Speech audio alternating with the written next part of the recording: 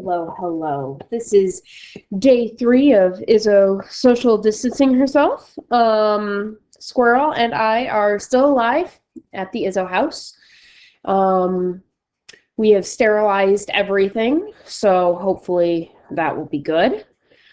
I did have some people come over, and that was, yeah, Squirrel was very distressed by that. She was unsure why there were people here if we were supposed to be socially distancing ourselves. I told her that Miss Piedmont and Miss Hughes were legitimate, and she very much argued with me. Okay, so we are going to be talking about algebra. Now, this is the packet that you all got on Friday. Hopefully, most of you brought it home.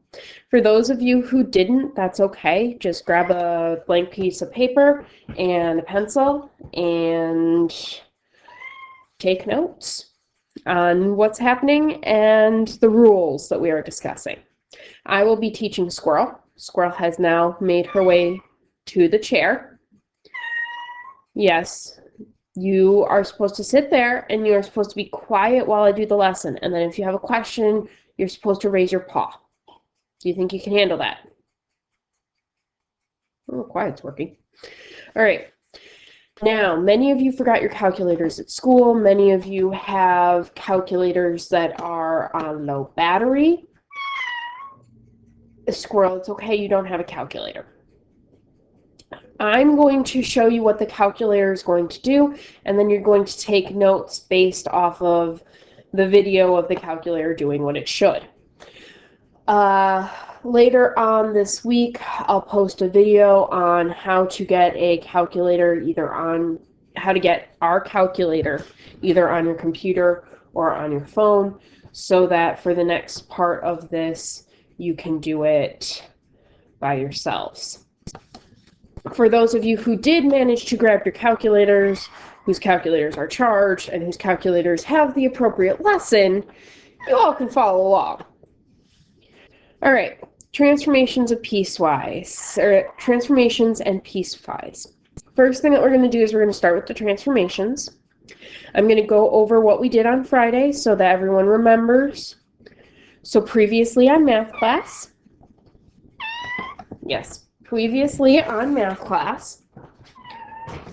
we had the calculators.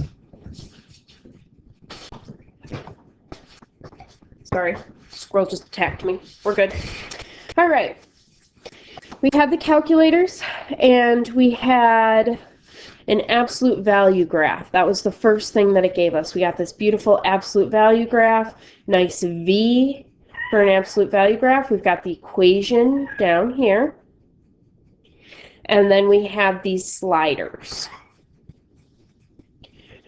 What happens to the equation when you move the B slider? So we're looking at the B slider, and we're going to move it to the right. What's wrong, Squirrely? So we're going to take the B slider again, and I'm just going to shift it over to the right. And as you see, in the equation, this became a plus. So the number changed, B changed, and it was the number inside the absolute value.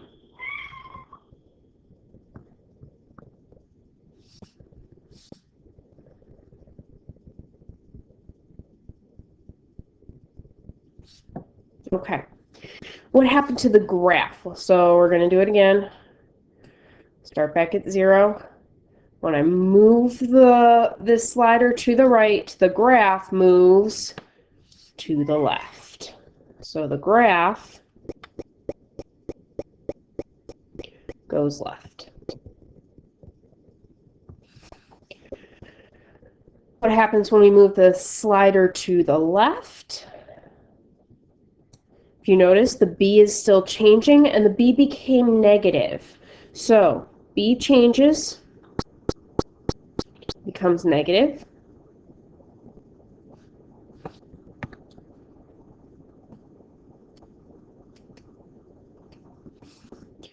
And what happened to the graph? The graph slid to the right.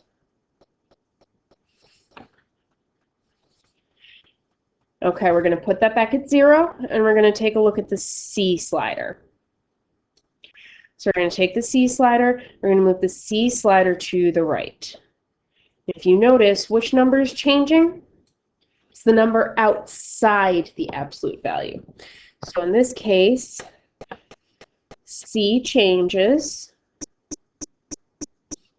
and that would be the number outside.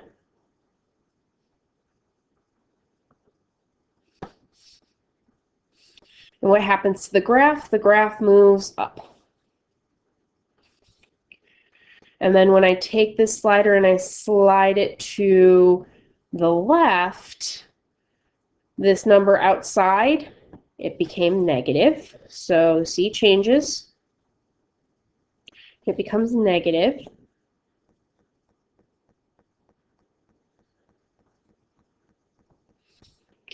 And the graph went down. All right. Now, when we went to do C, or A, the A slider, let's put C back where it should be. We're going to do A slider. Now, A slider, there were some typos. The slider should be at A equals 1. If we take a look, 1 is in front of our thing, our equation.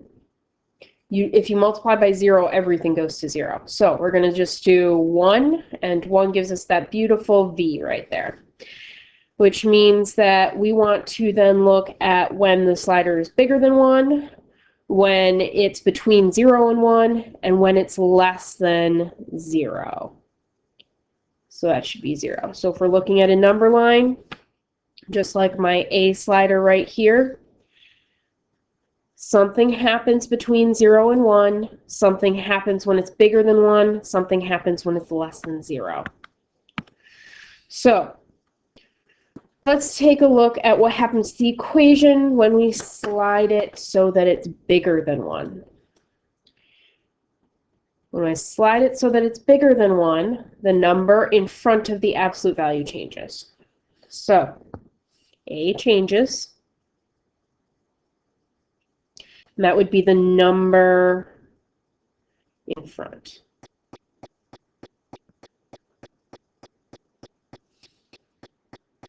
And what happens to the graph? Well, if you take a look, the graph just got skinnier. The angle got skinnier. The slope got more drastic. So that's what we're going to say. It's got skinnier. It's a higher slope. Okay. Between 0 and 1 is our next mission. So let's go back to 1. There's 1. And I want between 0 and 1. So between 0 and 1 would be this piece right here. So let's put it there. And if you notice, it is fatter. The graph is fatter. Slope is less intense. And it's still the number right out there that's changing. So A changes in front, and the graph gets fatter or smaller slope. And then what happens if we move it so that it's less than 0? So we're going to take this guy, we're going to move it so it's less than 0. Less than 0 for the equation, this number over here became a negative. And what happened to the slope? The slope became negative, so that means it flipped. Now, sometimes it's fatter than the original, sometimes it's thinner than the original, but regardless of what happens, because it's a negative, that means it flipped, it reflected over that x-axis. So for the equation, A is negative, and the graph reflected over the x-axis. So that's what we did on Friday. Made sure that that was done and all good. I then made you guys set everything back to the original. So we've got 0 and 0 for B and C, and then for A, I want it back at 1. Once again, that was a typo.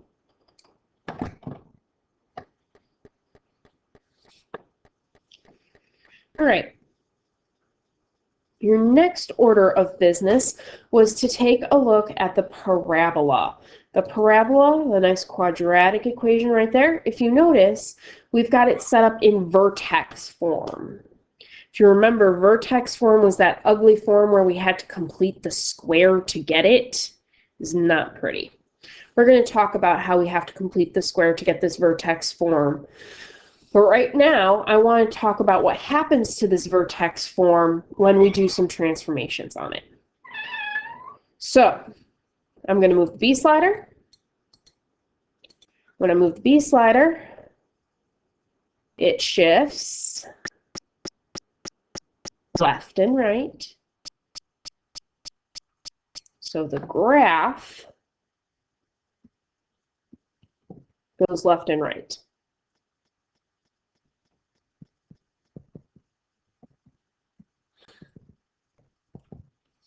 The equation, notice which number is changing when I shift the B. In the equation, it's the number inside the parentheses. For the equation, the number inside parentheses changes.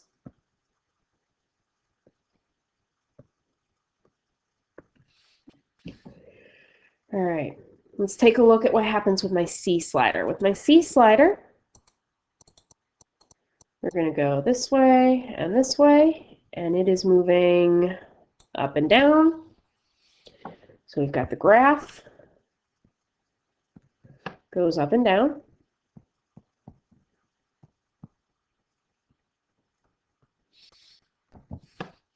And for the equation, C is the number outside the parentheses. So it's the number outside the parentheses that's changing.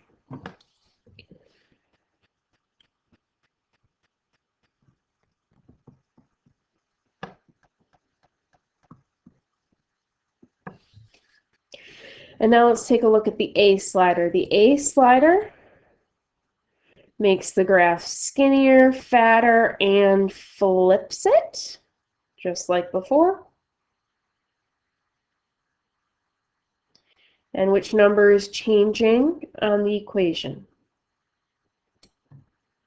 Number changing on the equation is the one that's right before it. So for the graph gets skinnier, fatter, and flips. The equation, number out in front changes.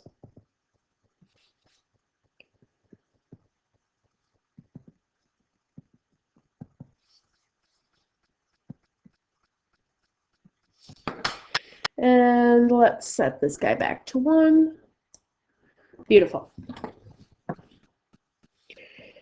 Okay, cubic equations. We talked about cubic equations right after Christmas break. So let's take a look at these cubic equation. If you take a look, we've got the tabs up here. You can press this arrow, and we've got the cubic equation right there. For those of you who don't have a calculator, just watch me. All right, we're going to move the B slider, the C slider, and the A slider. Let's take a quick guess. What do we think is going to happen with the B slider? Hey, look at that. It goes right and left. And the number? Number is changing inside. So I'm not going to rewrite all this. I'm just going to say this stuff, yeah, it happens again. Let's take a look at the C slider. we take a look at it, the equation looks like it's changing. It looks like it's getting bigger or smaller, but really what it's doing is it's just shifting. This point just goes up. This curve stays exactly the same length, exactly the same size. It just goes up and down. And once again, it's the number outside that's changing. So this stuff, same. And A, we can make it skinnier, we can make it fatter, and we can flip it around. Ooh, that was an awesome flip. Look at that flip. That was just intense. Love flipping this one. It looks almost like a rotation, but it's not, it's a reflection. It's right there. Fancy. Okay, so we're going to change this guy back to 1. And if you notice with our notes, it's going to be the same. All right. Now, I could ask the same thing for the square roots, which is what we just did last unit. However, I decided to take a look at trying to make this one right here look like this one right here. So if we take a look at this guy's starting at 0, 0. That's its end point. This guy's end point is going to be clear over here. Okay, so first thing that I want to do is I want to take a look at how to make that end point go over there. Then I want to do is figure out if there is a fatter, thinner issue going on here. So we're going to do the arrow. We've got this guy right here. Now, if we zoom in on this picture and what this picture looks like, we've got that this is crossing at 5 here, and it's up at 3 there. So I want B to move in this direction. B moves right to left. So inside the square root, we're going to move right to left, and I want it to move to the left. So when I take my slider, be very careful. Am I going to move my slider left? No. Remember, with right to left, it's the opposite. So we're going to have to move this way. We're going to go all the way to 5. And then we're going to take C. C moving up and down. To move it up, we got to go this way. And I want to move it up 3. Now, if you look, this guy, almost exactly that guy. At least we have the same end point. So we've got the same end point right there. Notice I've changed this to a 5 and this to a 3. This is still a 1. That means up 1 over 1 for our first go. Do I do up 1 over 1? I go up 2 over 1. In order to go up 2 over 1, we're going to have to change this. Now, I'm not going to flip it. That's not going to make any sense. If I go between 0 and 1, that makes it fatter, as in it flattens it out. So I don't want to flatten it out. I want the slope to go higher. And hey, look at that, up 2 over 1. Almost like it's a regular slope from y equals mx plus b. So it's asking, what would you have to do to make the graph look like the one below? Well, we know what the equation is now. The equation is the square 2 y equals, hold up, y equals 2 times the square root of x plus 5 plus 3. So that's the equation of this sucker. Now what I'm going to do is I'm going to say what I had to do. I had to shift the B slider had to be at positive 5 because the graph was at negative 5. The C slider had to go all the way to positive 3, and the A slider had to go up 2, positive 2. That is how this graph works. All right, that is what the lesson is all about. What I want you to do, I'm going to show you a picture of what the homework looks like. If you take a look, the homework looks like, what is the difference between these two graphs? Now, if you don't know the difference between those two graphs, maybe you need to go back to the absolute value and take a look at what the absolute value would do when the number inside the absolute value has been changed. You're going to take a look at the absolute value, take a look at the difference between the two graphs, and then we're going to take a look at the parabola. Which number did I change on the parabola? The number outside the parentheses. For the cubic, I changed the number inside the parentheses.